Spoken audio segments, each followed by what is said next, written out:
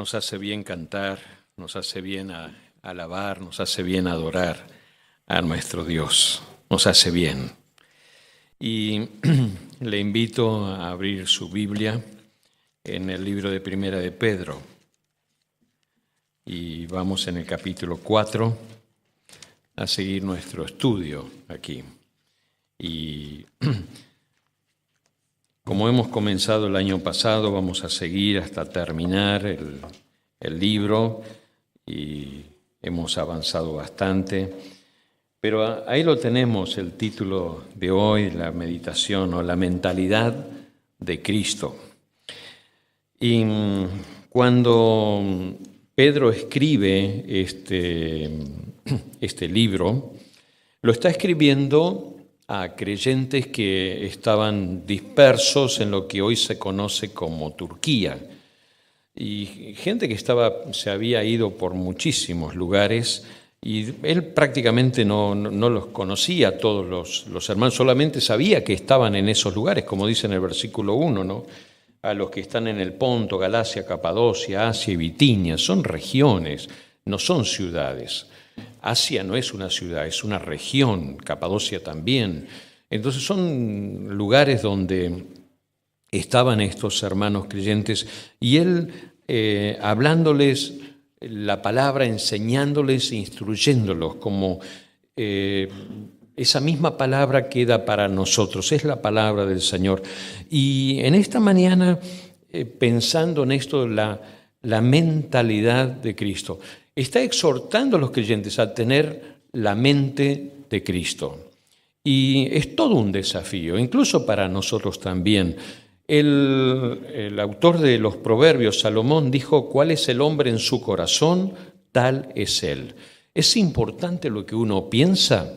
Por supuesto que es importante. ¿Es importante lo que dejamos entrar en nuestro pensamiento? Por supuesto que es importante, porque todo eso que entra en nuestro pensamiento va a determinar cómo nosotros vivimos. Y nosotros vivimos y enfocamos nuestra vida de acuerdo a lo que pensamos que es bueno y lo que es malo, lo que me conviene y lo que no me conviene. Entonces es tremendamente importante la forma en que pensamos y la forma en que construimos nuestro pensamiento también. De qué manera nosotros alimentamos nuestro pensamiento también. El Señor Jesús mencionó esto en varias ocasiones. En una ocasión Él dijo: de la abundancia del corazón habla la boca. Entonces, lo que está dentro del corazón de la persona se expresa hacia afuera. ¿Es importante? Claro que es importante. Y cuando Pedro escribe a los creyentes, le dice: hay que ajustar el pensamiento, hay que ajustar cómo ustedes están pensando, cómo es su mente, cómo está funcionando su mente, cuáles son sus valores, cuáles son sus principios, cuáles son sus motivaciones, qué es lo que está pasando adentro. Uno dice: no importa lo que pasa adentro. Sí importa. Y Pedro nos lleva al Señor Jesucristo. Entonces encontramos esto en el versículo 1 y el versículo 2, que van a ser nuestro texto para esta mañana. Puesto que Cristo ha padecido por nosotros en la carne, vosotros también armaos del mismo pensamiento, pues quien ha padecido en la carne terminó con el pecado para no vivir el tiempo que resta en la carne, conforme a las concupiscencias de los hombres, sino conforme a la voluntad de Dios. Vamos a pensar en esta mañana en estos dos versículos solamente, y aquí tengo 2 puntos. El primer punto, que pasó rápido en la pantalla: un pensamiento motivador. Un pensamiento motivador. Pedro sabía que los hermanos necesitaban, y él conocía la importancia de pensar correctamente y de tener una mentalidad sana y una mentalidad centrada en Cristo Jesús. Mire cómo lo dice: puesto que Cristo ha padecido por nosotros en la carne, vosotros también armaos del mismo pensamiento. Le está diciendo a los creyentes: ármense ustedes con el mismo pensamiento. Esto de ármense es un término de la guerra, un término militar, de armarse con la armadura, de estar preparado para una batalla. Ese es el concepto de la palabra armarse, equiparse para la batalla. Y le está diciendo esto a los creyentes. Pero ¿tienen que armarse con qué? ¿Con armas? No con armas. ¿Con qué? ¿Con una estrategia? No, con estrategia tampoco. ¿Con qué? Se tienen que armar con un pensamiento que está en Cristo Jesús. Este pensamiento que estuvo en el Señor Jesucristo. Y Cristo padeció por nosotros, dice Pedro aquí, puesto que Cristo ha padecido por nosotros en la carne. Cuando dice la palabra carne aquí, habla también en el cuerpo. Cristo ha padecido por nosotros como hombre, como persona. En su cuerpo Él padeció. En la cruz del Calvario Él padeció los latigazos, padeció la humillación, padeció el abuso, padeció hasta la muerte el Señor Jesucristo.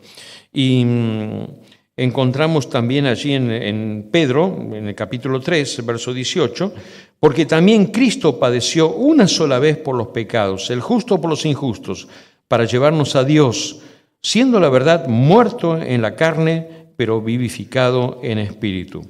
También Cristo padeció una sola vez por los pecados, el justo por los injustos, para llevarnos a Dios. Él es el que padeció. Él sufrió por nosotros. No fue poca cosa. Ahora, mientras Él estaba padeciendo, dice Pedro aquí, vosotros también armaos del mismo pensamiento. ¿Cuál era el pensamiento que tuvo el Señor Jesús y que Pedro estaba diciéndole a los hermanos, piensen en esto, que va a ser su sustento de vida, que les va a ayudar a ustedes a enfrentar la vida y a vivir la vida correctamente? Hoy día vivimos azotados, vivimos influenciados, vivimos atravesados por pensamientos de toda índole, de toda corriente en nuestro mundo.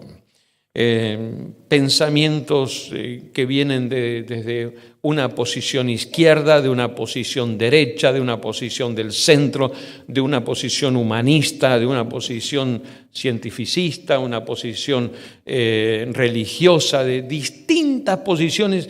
Estamos siendo atravesados por pensamientos y cada uno recibe esos pensamientos, esas filosofías de vida a través de las películas que vemos y de la televisión, de los medios, de la gente, del mundo que nos rodea, de la sociedad. Vivimos atravesados por pensamientos. Y Pedro está diciendo, tengan en cuenta un pensamiento, el pensamiento que hubo en Cristo Jesús. Es interesante esto porque en los evangelios no nos hacen pensar de esta manera. En los evangelios, los evangelistas Mateo, Marcos, Lucas, Juan y Hechos nos hablan de la persona de Cristo Jesús, nos hablan de la acción, nos habla de su muerte, de su resurrección. Pero Pedro, y como vamos a ver luego Pablo, van un poco más allá en la revelación de Dios y nos hacen pensar en cómo vivió Jesús ese último momento de su vida. Y aún como Él lo vivió, también es para nosotros un ejemplo. Y a eso está llamando. ¿Por qué? Porque nosotros somos el resultado de nuestros pensamientos. Y es importante lo que pasa por nuestra mente y por nuestro corazón. Es muy, muy, muy importante. Entonces, ¿cuál es el pensamiento que tuvo el Señor? Esa es la gran pregunta que nos hacemos, ¿no? Y tenemos que buscar en la palabra de Dios una respuesta para eso también. El gran pensamiento que está en el Señor Jesucristo, porque recuerdan que Él dijo, en el momento de la angustia dijo, Padre, si es posible, pasa de mí esta copa. ¿Qué estaba pensando el Señor en ese momento? Señor, lo que se viene es muy fuerte, muy, muy duro. Me duele. pero si, Señor, si es posible pasar, pero si es tu voluntad, yo lo voy a hacer. Hágase tu voluntad. Y el Señor se sujetó a la voluntad del Padre y enfrentó el momento difícil y enfrentó el dolor y nos dejó un pensamiento a nosotros, para que nosotros nos hagamos de esa forma de pensar, para que nosotros podamos enfrentar la adversidad, podamos enfrentar la vida y vivir de otra manera. Y ese es el propósito que tiene Pedro al hablarnos en este momento, ¿no? Entonces, ¿cuál es el pensamiento que tuvo el Señor? Podemos pensar en varias facetas en este pensamiento, en esta respuesta a esto. Pero una de las respuestas que tengo es que uno puede ser triunfante, uno puede triunfar en medio del sufrimiento. Así el sufrimiento aún le lleve a la muerte. Este es un pensamiento revolucionario. ¿Cómo puedo ser un triunfador si voy a morir? Parecería una cosa ilógica, parece que la muerte sería el fracaso, la frustración más grande.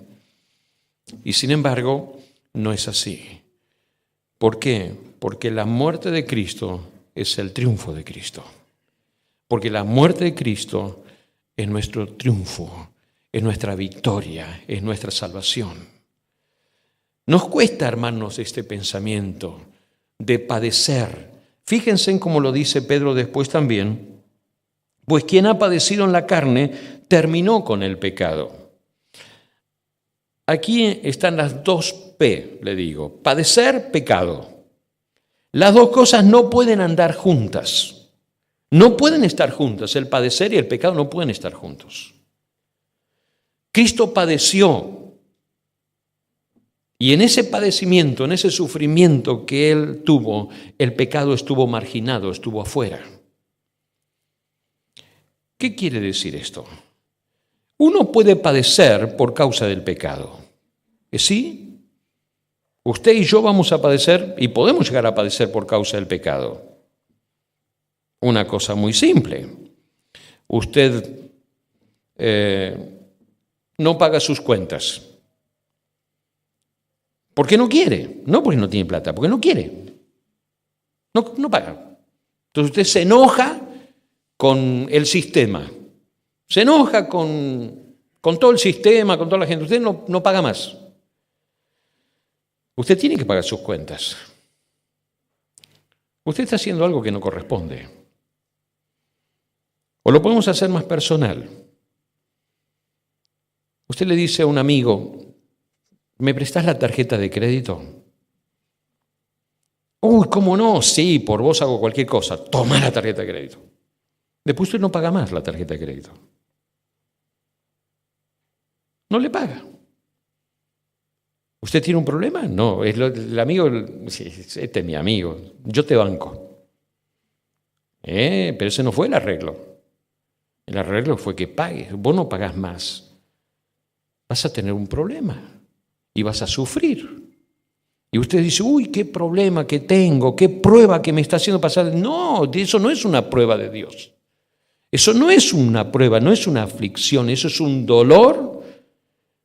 Es un momento por tu desacierto, por tus malas decisiones. Cuando vos tomás, y yo tomo malas decisiones, sufro y padezco. Pero eso no es padecer por Cristo. Eso es padecer por los impulsos, arrebatos que tuve y que tengo. Eso no es padecer por la fe, no es padecer por la causa de Cristo. Padecer por la causa de Cristo es otra cosa. Padecer por la causa de Cristo es identificarme con Él. Y Jesús está diciendo, podés triunfar en la vida y ser un triunfador, aun cuando todas las cosas te vayan mal a tu alrededor. Y aun cuando se burlen de vos, te desechen, te desprecien por causa de tu fe. Deberíamos nosotros estar dispuestos como Jesús a padecer, a sufrir por la causa de Cristo, aun si nos toca morir por Él. Esta semana recibo un correo y tenemos uno de nuestros hermanos que se está preparando y lo vamos a enviar a un país restringido. Y él me decía en el correo, me siento como que estamos yendo a un lugar difícil, muy difícil, pero tengo paz de Dios para ir a ese lugar. Estoy dispuesto a ir. Y aún sabe que puede morir.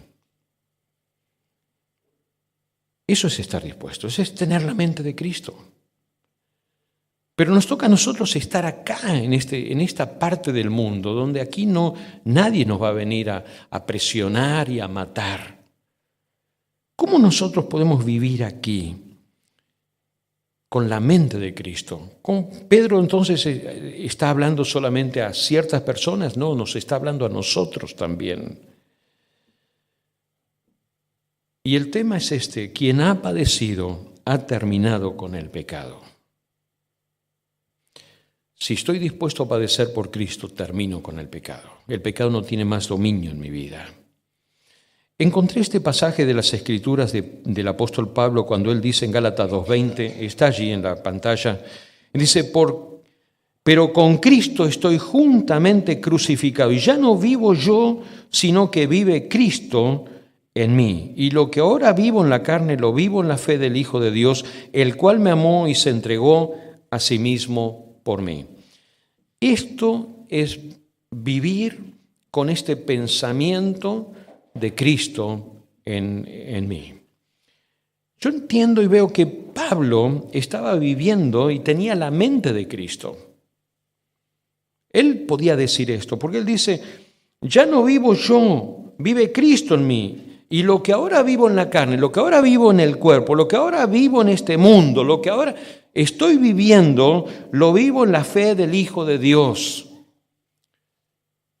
¿Qué estaba diciendo Pablo? La mente de Cristo estaba gobernando su corazón. ¿Qué es lo que está gobernando nuestro corazón? Estamos tan afligidos y preocupados a ver cómo llegamos a fin de mes, cómo vamos a pagar las cuentas, que hay que hacer esto, que hay que hacer lo otro, que aquí, que allá.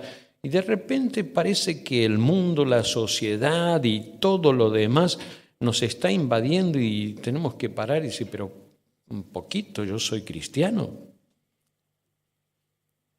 ¿Cómo estoy pensando de esta manera? Parece que la mente de Cristo no está en nosotros. Necesitamos acercarnos al Señor y poder experimentar la presencia de Dios cada día, y ese es el mayor desafío que tenemos. Necesitamos nosotros tener la mente de Cristo, tener la mente de Jesús, tener la mente como Él pensaba en nuestras vidas. El padecer por Cristo y el triunfo en la vida van juntos. A veces no podemos relacionar esto. El padecer quiere decir el enfrentar, el poder poner mis valores, mis principios sobre los de este mundo, poder influir en los demás. Qué difícil que es poder influir en los demás. Parece que el mundo nos influye sobre nosotros y parece que el mundo, la influencia del mundo, de los amigos, de la sociedad, presiona sobre la vida cristiana. ¿Y dónde estamos los creyentes?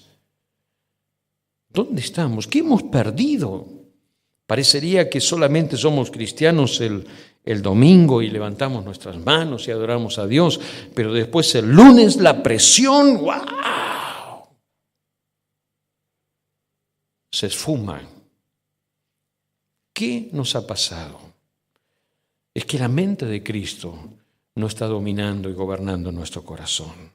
El padecer por Cristo y el triunfo en la vida van juntos. Este es el pensamiento, ser igual a Cristo en su modo de pensar. El apóstol Pablo lo dice allí en 1 Corintios 2, 16, Porque ¿quién conoció la mente del Señor? ¿O quién podrá instruirlo? Pero nosotros tenemos la mente de Cristo.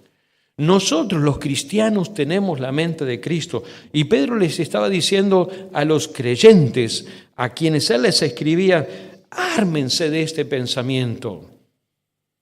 Tengan este pensamiento. ¿Qué piensa el creyente que jamás pensaría un no creyente? ¿Se ha puesto a pensar en esa pregunta? Es buena pregunta, ¿no? ¿Qué piensa un creyente que jamás pensaría un no creyente? ¿O pensamos todo lo mismo? Bueno, creo que no. No. ¿Qué piensa un creyente?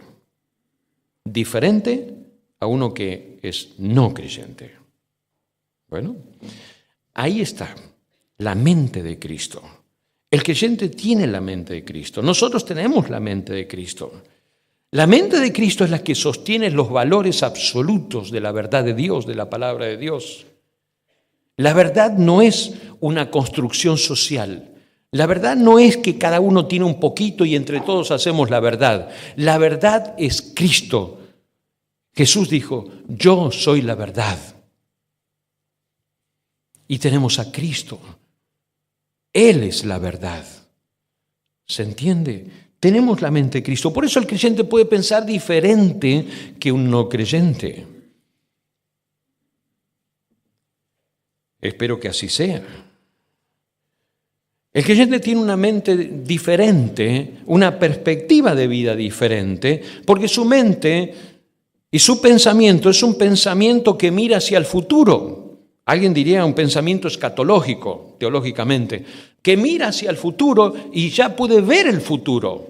¿Por qué? Porque el creyente puede ver a Jesucristo volviendo. Puede ver a Jesucristo como el Salvador. Puede ver el futuro, una esperanza en el futuro. Jesús es mi esperanza. La promesa de Dios es mi esperanza. La palabra de Dios me da esperanza. La presencia de Dios en mi vida me da esperanza. La salvación es esperanza. El creyente tiene un pensamiento diferente. El hombre en el mundo no lo tiene. No lo puede pensar de esa manera. El hombre en el mundo no puede mirar más adelante. Puede mirar mañana, pasado, el mes que viene y no sé qué más. Y mucho de lo que mira hacia adelante está basado en sus logros. Y por los logros que tiene, piensa que va a ir más adelante. El creyente no piensa de esa manera, no piensa en sus logros. Piensa en su fe, piensa en su confianza, piensa en el Salvador. La esperanza está fija en Jesucristo, no en Él. ¿Se da cuenta que el creyente, como creyentes, pensamos diferente que uno que no es cristiano, que no es creyente? El creyente piensa de esta manera, es que su vida está sentado con Cristo Jesús, como lo dice Pablo en el libro de Efesios. Nuestra vida está sentada con Cristo, estamos seguros en Cristo Jesús, tenemos una seguridad de aquí en adelante. Nuestra vida está asegurada en Jesús. El no creyente no puede pensar de esa manera y lo piensa tampoco. El creyente piensa de otra manera acerca del cielo que el no creyente. Nosotros sabemos que el cielo es un lugar que Dios tiene preparado para los creyentes. El que no es creyente piensa que el cielo es para todos y ponen estrellas en la ruta. En nuestro viaje hacia el sur hemos visto varias estrellas en la ruta. Como diciendo, allá en el cielo, allá arriba, incluso la gente dice, allá arriba nos está mirando. Y algunos dicen, no sé dónde estará, pero allá arriba está. Ese es un pensamiento no cristiano. ¿Pensamos diferente los cristianos de los no cristianos? Claro que pensamos diferente. Hay esperanza diferente. El creyente tiene un pensamiento, y no quiero un concepto religioso de esto, sino un concepto práctico. Tenemos un pensamiento sagrado de la vida, que el no creyente no lo tiene. Un pensamiento sagrado de la vida es un pensamiento de santidad. El que conoce a Cristo sabe que Dios es santo y sabe lo que es la santidad. El que no conoce a Cristo no sabe lo que es santidad. O atribuye la santidad a la religión, atribuye la santidad a algún acto religioso, o atribuye la santidad a cosas. El creyente conoce a Jesucristo y vive en santidad porque ha sido declarado santo, separado para Dios. ¿Se da cuenta el pensamiento diferente? El creyente sabe lo que agrada a Dios. El no creyente no sabe lo que le agrada a Dios y lo que no le agrada. ¿Por qué? Porque tiene sus propios valores, tiene sus propios principios, sus propias normas. Diría que tiene su propia Biblia. El no cristiano tiene su propia Biblia, entre comillas, ¿no? ¿Por qué? Porque tiene su propio Dios. La sociedad construye su propio Dios. Tiene un Dios Papá Noel, que todo es bueno, un anciano viejito con una barba blanca que al final perdona todo y está todo bien. Ese no es el Dios de la Biblia, ese no es el Dios que conocemos. Nosotros tenemos la mente de Cristo, dice Pablo.